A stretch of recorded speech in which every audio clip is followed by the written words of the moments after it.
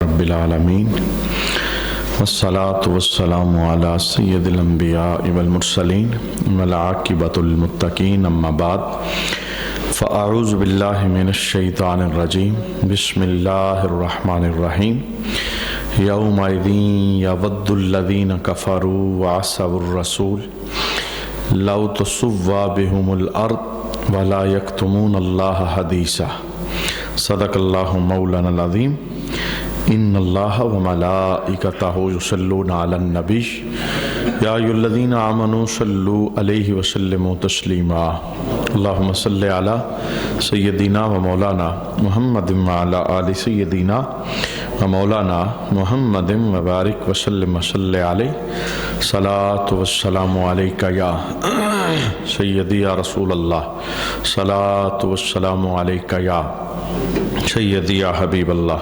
صلاۃ والسلام علیک یا سیدی یا شفیع المذنبین وعلی آلک واصحابک یا سیدی یا رحمت للعالمین۔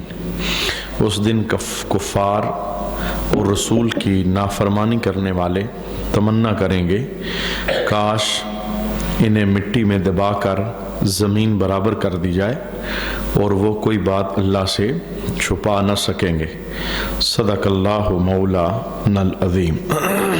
آج کی تلاوت کردہ آیت کریمہ کے اندر کافروں کے متعلق بزم حشر کی سختیاں ہولناکیاں دوزخ کے عذاب دیکھ کر وہ جو کلام وہاں بولیں گے اللہ نے اسے قاری قرآن کی نظر سے گزارا کہ کافر جس وقت عذاب دیکھیں گے، دوزخ کی ہولناکیاں دیکھیں گے، دوزخیوں کا دوزخ کے اندر جانا دیکھیں گے اور اپنی نگاہوں کے سامنے یہ دیکھیں گے کہ جانوروں کو قیامت کے دن مٹی کے اندر ملایا جا رہا ہے، تو وہ اس بات کی تمنا کریں گے کاش ہمیں بھی مٹی کے اندر دبا کر زمین برابر کر دی جائے اور آج ہمیں حساب نہ دینا پڑے اور آج ہمیں اللہ کے قہر و غضب کا سامنا نہ کرنا پڑے۔ یہ بزم حشر کے اندر کافر اور رسول کی نافرمانی کرنے والے، اس سے مراد بھی کافر ہی ہیں، چونکہ کفر ایک علادہ گناہ ہے اور رسول کی نافرمانی کرنا یہ ایک علادہ گناہ ہے، یعنی وہ کافر تھے، اللہ کو نہیں مان رہے تھے اور رسول اللہ صلی اللہ علیہ وآلہ وسلم کی نافرمانی کر رہے تھے، حضور کی اظہار ثانی کا سبب بن رہے تھے، یہ ایک علادہ گناہ تھا۔ اور بزم حشر کے متعلق رب نے کہا وَلَا يَكْتُمُونَ اللَّهَ حَدِيثًا، کوئی بات یہ اللہ سے چھپا نہیں سکیں گے، یعنی کافر بزم حشر میں یہ بھی کہیں گے کہ اے اللہ ہم قسم اٹھاتے ہیں ہم نے شرک نہیں کیا، ہم نے کفر نہیں کیا، ہم نے تیرا حکم نہیں توڑا، یہ قسمیں اٹھائیں گے، لیکن اللہ کریم ان کے اعضاء پر مور لگا کر، یعنی ان کی زبان بند کر کے ان کے اعضاء کو بولنے کا حکم دے گا، ان کے ہاتھ بولیں گے، ان کے قدم بولیں گے، ان کے جسم کا گوشت بولے گا اور وہ گواہیاں دے گا کہ یہ مشرک تھے، شرک کرتے تھے اور اللہ کے ساتھ دنیا کے اندر بتوں کو یہ شریک ٹھہرایا کرتے تھے۔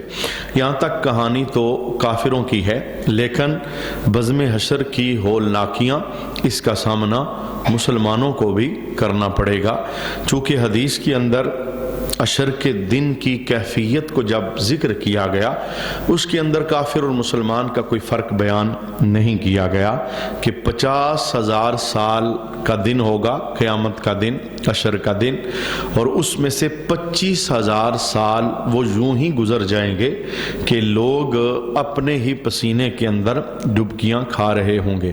اور پھر آقا حضور نے کیفیت بیان فرمائی، کسی کا پسینہ ٹخنوں تک ہوگا، کسی کا پڈلیوں تک ہوگا، کسی تک گھٹنے تک ہوگا، کسی کا پسینہ ناف تک ہوگا، کسی کا سینے تک ہوگا، اور کوئی بدبخت پورے کا پورا اپنے پسینے کے اندر ڈبکیاں کھا رہا ہوگا۔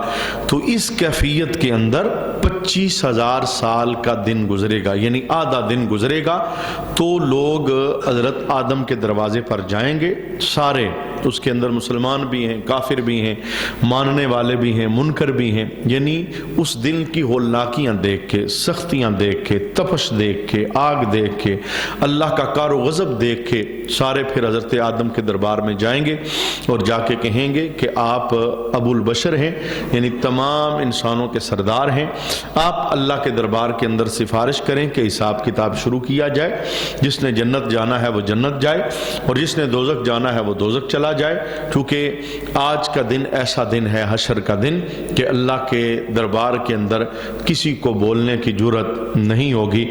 حضرت آدم اول البشر ہو کے، ابو البشر ہو کے آپ کے جملہ بولیں گے، اذهبوا الی غیری، آج جاؤ کسی اور کے پاس، میں اللہ کے دربار میں کلام نہیں کر سکتا. اس طرح پھر مخلوق ساری کی ساری جناب ابراہیم کے دروازے پہ آئے گی، وہ بھی کہیں گے اذهبوا الی غیری. پھر جناب موسیٰ کے دروازے، وہ بھی کہیں گے اذهبوا الی غیری. علی ھذا القیاس جتنے بھی نبی اور انبیاء وہاں پہ موجود ہوں گے، مخلوق ہر نبی کے دروازے پہ جا کے دستک دے گی اور کہے گی کہ اللہ کو کہیں کہ اللہ حساب شروع کرے، کیونکہ ہم سے یہ پسینہ، یہ گرمی، یہ تپش، یہ ہولناکی برداشت نہیں ہو رہی. اگر دوزخ جانا ہے تو دوزخ جائیں، اور اگر ہاں جنت ہمارے نصیب میں ہے تو ہم جنت میں چلے جائیں. اس دن سے ہمیں چھٹکارا میسر آئے.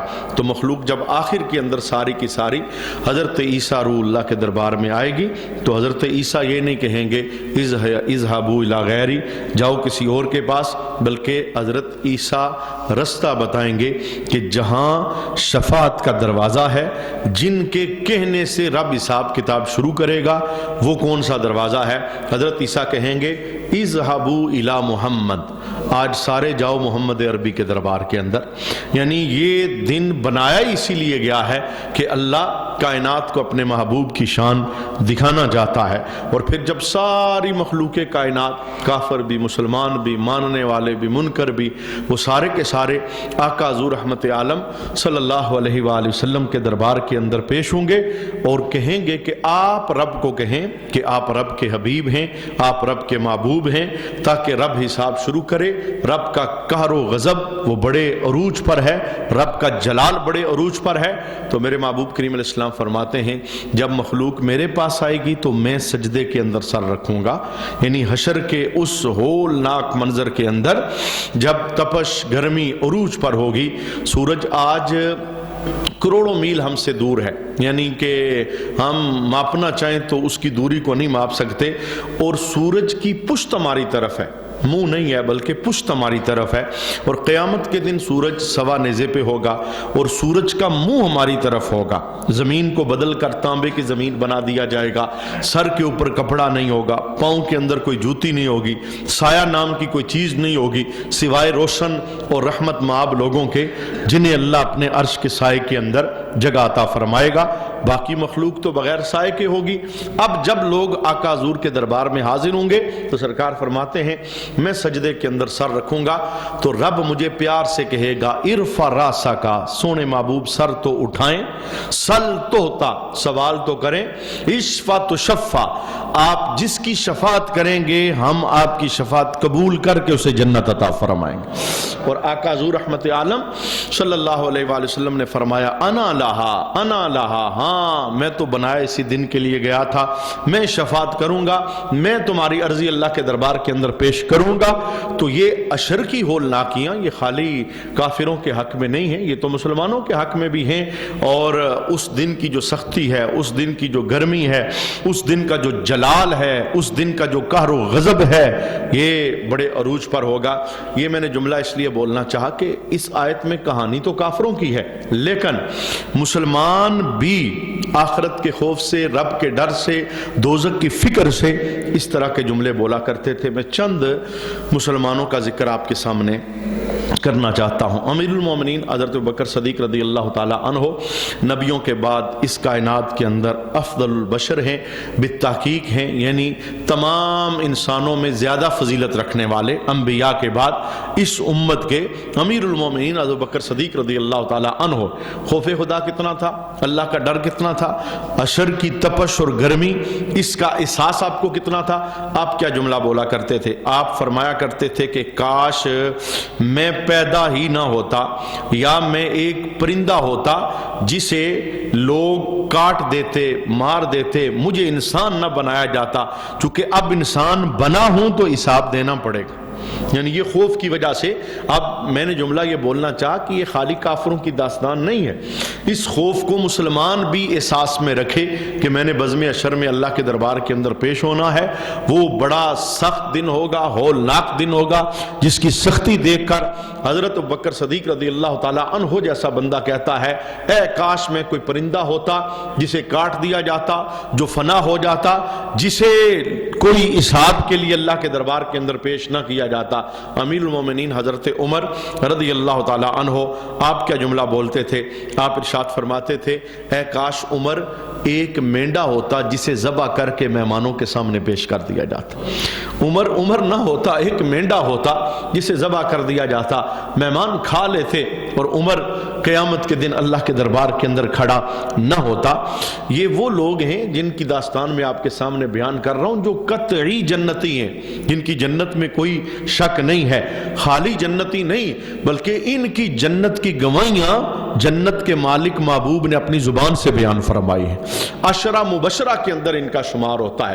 وَكُلًّا وَعَدَ اللَّهُ الْحُسْنَى، اس آیت کے تحت سارے صحابی جنتی ہیں، لیکن ان کی جنت کا نظارہ کیا ہے کہ جن کی جنت اور جنت کے ٹھکانے کو میرے محبوب نے اپنی زبان سے بیان فرمایا ہے۔ حضرت عمر رضی اللہ تعالیٰ عنہ جو یہ جملہ بولتے ہیں کہ اے کاش میں مینڈا ہوتا، مجھے ذبح کر کے مہمانوں کے سامنے پیش کر دیا جاتا، میرا حساب نہ لیا جاتا، یہ تو اتنے اونچے جنتی ہیں کہ معراج کی رات میرے حبیب نے کیا فرمایا کہ عمر معراج کی رات میں جنت میں تیرا محل دیکھ کے آیا ہوں۔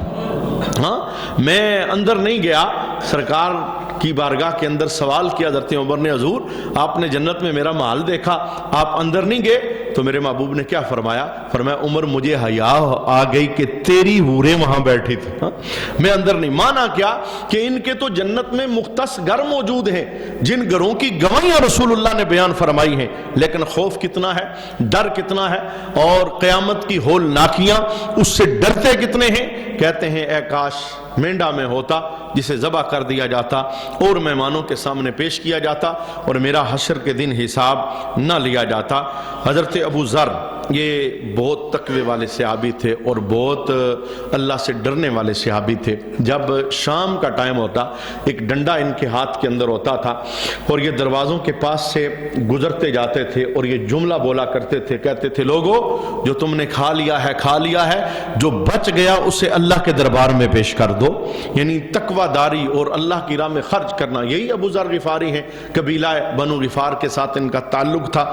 انہوں نے جب اپنے پاس ایک غلام رکھا اور غلام کو شرط کون سی بتائی، یعنی یہ نہیں کہ تو کام بہت اچھا کرنا، ٹائم ضائع نہ کرنا، میری کسی چیز کا نقصان نہ کرنا، بلکہ شرط کتنی عالی ہے جو ان کے تقوی پر دلالت کرتی ہے۔ اپنے غلام کو کہتے ہیں کہ اے میرے غلام جب تمہیں میں یہ کہوں نا کہ اللہ کی راہ میں کوئی چیز دینی ہے تو میری جو سب سے پیاری چیز ہے تو اسے اللہ کی راہ میں خرچ کرنا۔ یہ احساس کتنا بلند احساس تھا۔ اچھا غلام ڈیوٹی پر مامور ہو گیا۔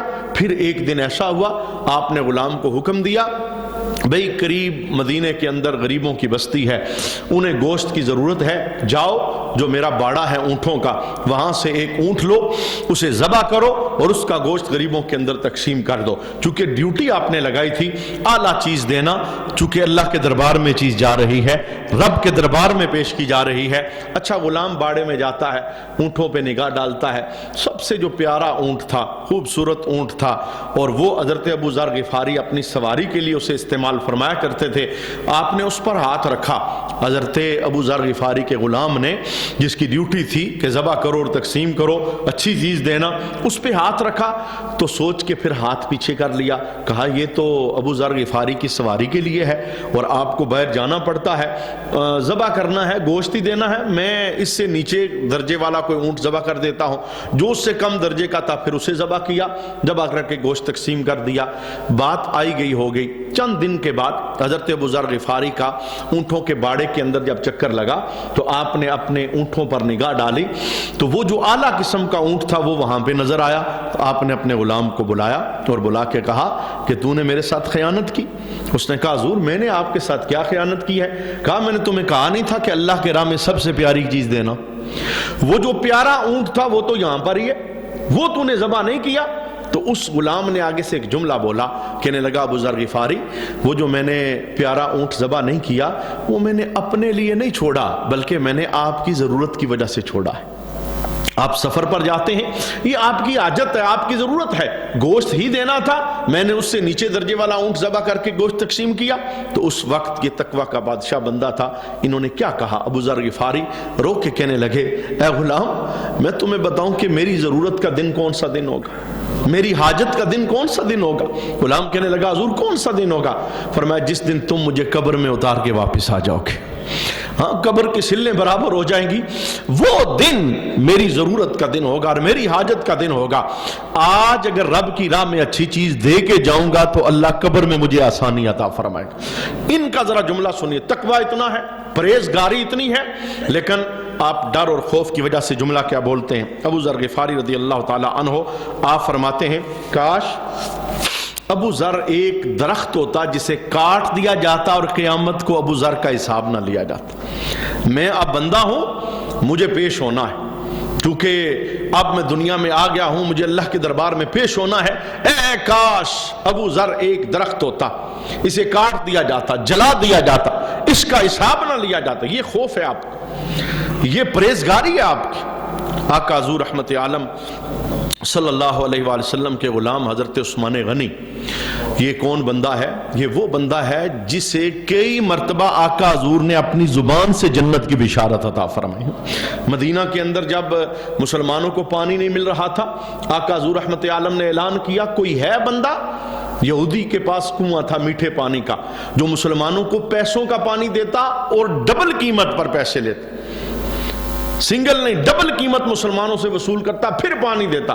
بڑی دقت تھی مسلمانوں کو، پانی کی بڑی پریشانی تھی، تو میرے حبیب نے اعلان کیا کوئی ایسا ہے جو کنواں خریدے اور مسلمانوں میں فی سبیل اللہ تقسیم کر دے اور مجھ محمد سے بدلے میں جنت لے لے۔ تو عثمان غنی رضی اللہ تعالیٰ عنہ کھڑے ہوئے کہ یا رسول اللہ یہ کنواں میں خریدتا ہوں اور خریدنے کے بعد میں یہ آپ کے نام پر مسلمانوں کے لیے وقف کرتا ہوں۔ آقا حضور سے یوں جنت لی۔ بڑے مجمع کے اندر غزوہ اسرہ کے موقع پر جب میرے حبیب نے اعلان کیا اللہ کی راہ میں کوئی دینے والا ہے، تو وہ بندہ جس نے کسی کو کھڑا نہیں ہونے دیا اور کھڑے ہو کے کہا کہ یا رسول اللہ 300 مال سے لدے ہوئے اونٹ میں اللہ کی راہ میں پیش کرتا ہوں۔ میرے محبوب نے پھر اعلان کیا ہے کوئی اور اللہ کی راہ میں دینے والا؟ ابھی ہماری حاجت پوری نہیں ہوئی۔ پھر دوسری مرتبہ بھی آپ نے کسی کو کھڑا نہیں ہونے دیا، پھر اعلان کیا حضور میں 300 مال سے لدے ہوئے اونٹ مزید پیش کرتا ہوں۔ تیسری مرتبہ پھر سرکار نے اعلان کیا ہے کوئی بندہ جو اللہ کی راہ میں پیش کرے اپنا مال؟ ابھی ہماری حاجت پوری نہیں ہوئی۔ عثمان غنی نے تیسری مرتبہ بھی کسی کو نہیں کھڑا ہونے دیا اور کھڑے ہو کے کہتے ہیں حضور میں 300 مال سے لدے ہوئے مزید اونٹ اللہ کی راہ میں پیش کرتا ہوں۔ جب اپنے 900 مال سے لدے ہوئے اونٹ اس غزوہ کے موقع پر پیش کیے تو میرے حبیب نے جملہ بول دیا، فرمایا اگر کسی نے زمین پر چلتا پھرتا جنتی دیکھنا ہے تو میرے عثمان کا چہرہ دیکھ لے۔ ایک مرتبہ نہیں، بارہا آقا حضور رحمت عالم نے آپ کے جنت کا اعلان اپنی زبان سے فرمایا، لیکن خوف دیکھیے اور آپ کا ڈر دیکھیے۔ آپ کیا فرماتے تھے؟ کہتے تھے میں اس بات کو پسند کرتا ہوں کہ مجھے وفات کے بعد اٹھایا نہ جائے، میں بس مٹی کے اندر مل جاؤں۔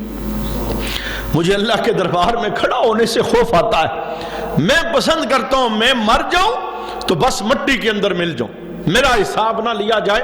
اور اتنا خوف جب کبھی کوئی بندہ فوت ہو جاتا، مدینے میں کوئی جنازہ اٹھتا، حضرت عثمان غنی کو خبر پتہ چلتی، آپ جنازے کے ساتھ چلتے تو آپ کپڑے سے اپنے دامن سے اپنے چہرے کو چھپا کے رویا کرتے تھے۔ باہر سے آنے والے لوگ سمجھتے اس کا قریبی بندہ فوت ہوا ہے، لوگ تعزیت آپ سے کرتے، یہ کیا لگتا تھا؟ کہا یہ مسلمان بھائی تھا، میں تو اس کے جنازے میں آ کے اپنی قبر کو یاد کر رہا۔ میرے محبوب نے فرمایا تھا آخرت کی سیڑھیوں میں سے پہلی منزل قبر ہے، جو یہاں سے پاس ہو جاتا ہے آگے ہر مقام پہ پاس۔ جنت کی بشارت ہونے کے باوجود خوف کتنا ہے، ڈر کتنا ہے، اور کہتے ہیں میں کھڑا نہیں ہو سکتا اللہ کے دربار کے اندر، میں چاہتا ہوں میں مروں تو مرنے کے بعد بس مٹی کے اندر چلا جاؤں، پھر مجھے اٹھایا نہ جائے، میرا حساب نہ لیا جائے۔ یہ آپ کا خوف تھا۔ اور حضرت طلحہ اور حضرت زبیر رضی اللہ تعالی عنہ آپ یہ جملے بولا کرتے تھے، آپ کہتے تھے خوف اللہ کا اتنا ہے، ڈر اتنا ہے، اور بزم عشر میں کھڑے ہو کے حساب دینے سے ہمیں اتنا خوف آتا ہے، اے کاش ہم پیدا نہ ہوئے ہوتے۔ اب چونکہ ہم پیدا ہو گئے، ابو بکر صدیق یہ جملہ بولتے تھے، آپ کہتے تھے لوگوں ہم نے زندگی کی سڑک پہ قدم رکھا ہے، اس سڑک سے اترنے کا ایک ہی رستہ ہے جسے موت کہا جاتا ہے، اب کوئی شارٹ کٹ نہیں۔ ہم دنیا کے اندر آئے ہیں، ہمیں یہاں سے اترنا ہے اس سڑک سے، اور اترنے کا رستہ ایک ہی ہے جسے موت کہا جاتا ہے۔ موت کی سختیاں اپنی جگہ پر، برزخ کا جہان اپنی جگہ پر، حشر کے دن رب کے دربار میں کھڑا ہونا، حساب دینا، یہ اپنی جگہ پر۔ یہ ان نفوس قدسیہ کا خوف تھا۔ اللہ اکبر۔ ام المومنین ام عائشہ صدیقہ رضی اللہ تعالی عنہا، جنہوں نے زندگی کا اکثر حصہ نبی کریم صلی اللہ علیہ وآلہ وسلم کی صحبت کے اندر بسر کیا، آپ کیا جملہ بولا کرتی تھی خوف خدا کی وجہ سے؟ آپ کہا کرتی تھی اے کاش عائشہ کوئی بھولی بسری چیز ہوتی، میں نبی کی زوجہ ہوں، اب حساب لیا جائے گا، اللہ کے دربار میں کھڑے ہوں گے ہم، برزخ ہے، حشر ہے، اے کاش میں کوئی بھولی بسری چیز ہوتی، میرا حساب نہ لیا جاتا۔ یہ خوف کا آپ کا عالم تھا۔ بہت سارے صحابہ ہیں، میں آخری جملہ بولنا چاہتا ہوں۔ حضرت عبداللہ بن مسعود، یہ کون صحابی ہیں؟ یہ وہ صحابی ہیں جن کے متعلق نبی کریم صلی اللہ علیہ وآلہ وسلم یہ جملہ بولا کرتے تھے کہ میرا عبداللہ بن مسعود امت کے معاملے میں جس مسئلے پہ راضی ہو جائے میں محمد بھی اس مسئلے پہ راضی۔ فقیہ درجے کے صحابی، اتنے لائق ترین صحابی، اور صحابہ جب کوئی فتویٰ پوچھنا ہوتا تو عبداللہ بن مسعود کی طرف رجوع کرتے، اور عبداللہ بن مسعود فتویٰ دے دیتے، سارے لبیک کہتے کہ ہم انہی کا فتویٰ قبول کریں گے۔ لیکن آپ خوف خدا کی وجہ سے کیا جملہ بولا کرتے تھے؟ آپ ارشاد فرماتے تھے اے کاش عبداللہ بن مسعود ایک راکھ ہوتا جلی ہوئی، قیامت کے دن رب کے دربار میں مجھے حساب نہ دینا پڑتا۔ یہ خوف کا عالم، اور دیکھیے یہ خوف ایسا ہے کہ جو ہر مسلمان کو رکھنا چاہیے۔ میرے محبوب کریم علیہ السلام نے ایک بندے کا تذکرہ کیا، اسے اللہ کے دربار کا خوف تھا۔ وہ تذکرہ کیا تھا کہ جب اس کے آخری لمحات آئے، دنیا سے جانے لگا، تو اس نے اپنے بیٹوں کو اپنے پاس بلایا، کہنے لگا جب روح میرے جسم سے نکل جائے تو ایسا کرنا میرے جسم کو جلا دینا، آدھی خاک سمندر میں، آدھی جنگل میں ڈال دینا۔ اور اس سے پوچھا بیٹوں نے کہ ابا جی آپ دنیا چھوڑ رہے ہیں، آپ یہ وصیت کیوں کر کے جا رہے ہیں کہ آدھی راکھ سمندر میں ڈال دینا، آدھی جنگل میں ڈال دینا، جلا دینا، مجھے قبر کے اندر دفن نہ کرنا؟ تو اس نے کیا کہا؟ اس نے کہا کہ مجھے رب کے دربار میں کھڑے ہونے سے حیات دی، کیسے میں جواب دوں گا، کیسے میں اللہ کے دربار میں کھڑا ہوں گا؟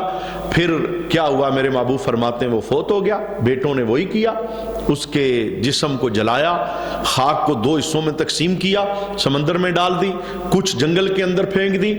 اب جب یہ معاملہ کر کے وہ فارغ ہوئے تو میرے محبوب فرماتے ہیں اللہ نے سمندر کو حکم دیا کہ راکھ واپس کر، اور جنگل کو حکم دیا کہ حصہ واپس کر۔ بندے کو زندہ کر کے رب نے اپنے دربار میں کھڑا کیا۔ یہ ممکن ناممکن، یہ میری اور آپ کی اصطلاح ہے۔ کتنے لوگ ہیں جن کا برزخ سمندر ہے، کوئی مچھلی کے پیٹ میں چلا گیا، کسی کو شیر نے چیر پھا کے کھا لیا، تو جو جدھر ہوتا ہے وہی اس کی برزخ ہوتی ہے۔ اور اللہ کے لیے کوئی مشکل نہیں کہ اسے دوبارہ زندہ، ہم کچھ نہیں تھے تو رب نے ہمیں کچھ بنایا، اور بندہ کچھ ہے، وہ کسی بھی جگہ پہنچ گیا ہے، اللہ اسے دوبارہ زندہ کر سکتا ہے، اس کے پاس طاقت ہے، قدرت ہے۔ تو رب نے راکھ واپس کی اور اس بندے کو زندہ کر کے اپنے دربار کے اندر کھڑا کر لیا، اور اللہ نے اس سے سوال کیا بتا تو نے یہ وصیت کیوں کی؟ بتا یہ تو نے وصیت کیوں کی کہ میرا جسم جلا دیا جائے، میری راکھ سمندر میں ڈالی جائے، کچھ جنگل میں ڈالی جائے؟ تو اس نے آگے سے کیا کہا؟ مولا تیرے خوف کی وجہ سے مجھے ڈر لگتا تھا، میری زندگی ایسی گزری ہے میں حساب نہیں دے سکتا، مجھے ڈر لگتا تھا تو میرے حبیب نے کیا فرمایا کہ رب کو اس کی یہ ادا پسند آ گئی، اللہ نے اسے جنت عطا فرما دی۔ تو خوف خدا اور عشر کے دن کا خوف رکھنا یہ تو ہر مسلمان کو پیش ہے، چونکہ جب تک بندے پر خوف طاری نہیں ہوگا وہ گناہوں سے نہیں بچ سکے گا۔ یہی وجہ سعید بن مسیب رضی اللہ تعالی عنہ آپ یہ جملہ بولا کرتے تھے، آپ فرماتے تھے خوف خدا کی سب سے بڑی نشانی کیا ہے کہ خوف خدا بندے اور بندے کی نافرمانیوں کے درمیان دیوار بن جاتا ہے، یعنی گناہوں کے درمیان خوف خدا دیوار بن جاتا ہے۔ جب اللہ کا خوف ہوتا ہے پھر بندہ گناہ کی طرف نہیں بڑھتا اور نافرمانی کی طرف نہیں بڑھتا۔ اس کے اندر کافروں کا ایک اور جرم بھی بیان کیا گیا اس آیت کے اندر کہ رسول کی نافرمانی کرتے تھے، رسول کی نافرمانی کرتے تھے کافر، تو وہ تمنا کریں گے زمین برابر ہو جائے۔ تو میں یہ جملہ بس درد کے ساتھ بولنا چاہتا ہوں کہ جس نبی نے پوری زندگی ہماری محبت اور ہمارے لیے دعائیں کرتے ہوئے گزاری، امتی امتی لب پہ جاری رہا، امتی تیری قسمت پہ لاکھوں سلام۔ عرش پر سرکار پہنچے ہیں تو رب نے پوچھا کہ محبوب کیا لے کے آئے ہو؟ تو سرکار نے کہا دو چیزیں لایا ہوں، ایک اپنی عاجزی، دوسرا گناہگار امت لے کے آیا ہوں۔ ہر مقام پر سرکار نے ہمیں یاد کیا، تو امتی کو کم از کم نبی کریم صلی اللہ علیہ وسلم کے طریقوں پر چلتے ہوئے حیا نہیں کرنی چاہیے، سرکار کے فرامین پر عمل کرتے ہوئے شرم نہیں کرنی چاہیے۔ یہی تو وجہ ہے جب حوض کوثر پر جام پلائے جائیں گے نا، کچھ لوگ بڑھیں گے آگے جام پینے کے لیے تو فرشتے انہیں پیچھے کر دیں، فرشتے کہیں گے، اب وہ بندے آگے سے کیا کہیں گے؟ ہم ان کے امتی ہیں، ہم نے جام پینا ہے کوثر کا۔ تو فرشتے انہیں کیا کہہ کے پیچھے کریں گے؟ فرشتے کہیں گے تم ان کے امتی ہو پر تم ان کے طریقوں پر نہیں چلا کرتے تھے، ان کا طریقہ تمہیں بوجھ محسوس ہوتا تھا، لہذا آج جام اسے دیا جائے گا جو دنیا کے اندر محمد عربی کے پیچھے پیچھے چلا کرتا تھا۔ تو حضور کی اطاعت، حضور رحمت عالم کے نقش قدم پر چلنا، یہ سرکار کے ساتھ عملی محبت کا ایک نتیجہ ہوتا ہے۔